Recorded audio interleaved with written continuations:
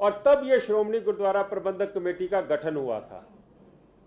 और जब श्रोमणी गुरुद्वारा प्रबंधक कमेटी का गठन हुआ तो जो यहाँ के वॉइस रहे थे या ब्रिटिश गवर्नमेंट थी उसको झुकना पड़ा। उन्होंने सिखों की डिमांड मानी।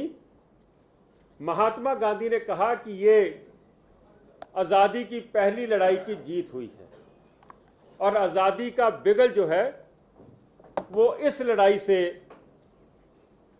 बजना शुरू हुआ। दूसरी बात कि जो पिछली एसजीपीसी की इलेक्शन गई है पंजाब, हरियाणा, हिमाचल और यूनियन टेरिटरी में, हरियाणा की 11 सीटें हैं। हमारे जो पहले प्रेसिडेंट थे मिस्टर सरना, 16 पार्टियों ने इकट्ठे होके एक गठजोड़ बनाया था, गठबंधन बनाया था। पूरी सीटों के ऊपर टोटल उनको 2 सीटें नहीं मिली, जमानतें जब्त हुई। और अगर मैं हरियाणा पे आ जाऊं, हरियाणा की 11 सीटों में से 11 सीटों पे वो हारे। और उस वक्त उन्होंने अलग श्रोमणी गुरुद्वारा प्रबंधक कमेटी के मुद्दे पे इलेक्शन लड़ी थी कि हरियाणा में सेपरेट एसजीपीसी होनी चाहिए, और हरियाणा के सिखों ने वोटें डाली थी और 11 की 11 सीटों पे हारे, जबकि उससे पिछली कमेटी में 7 सीटें उनके पास थी।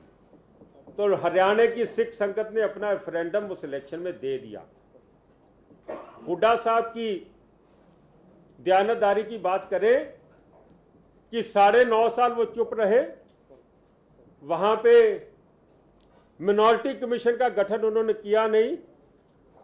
और अब ये जाते जाते, जबकि उनको पता है कि उनकी हार निश्चित है, तो जो उनकी आका हैं श्रीमती सोनिया गांधी, उनके कहने पे और राहुल गांधी के कहने पे एक अलग एसजीपीसी बनाई, क्योंकि एक गांधी खानदान जिस तरीके से दरबार साहब में घुस के दरबार साहब डैमेज किया था, अकाल तख्त ढह ढेरी किया था, 1984 में जो हजारों सिखों का कत्लेआम हिंदुस्तान में हुआ वो इनके परिवार के इशारे पे हुआ। आज फिर जो इतनी बुरी तरह से हिंदुस्तान के लोगों ने इनको नकार दिया है, लेकिन ये अपना जहर जो हमारे खिलाफ है, सिखों के खिलाफ है, वो उगलने से बाज नहीं आए। जाते जाते ये शरारत करते हुए जा रहे हैं।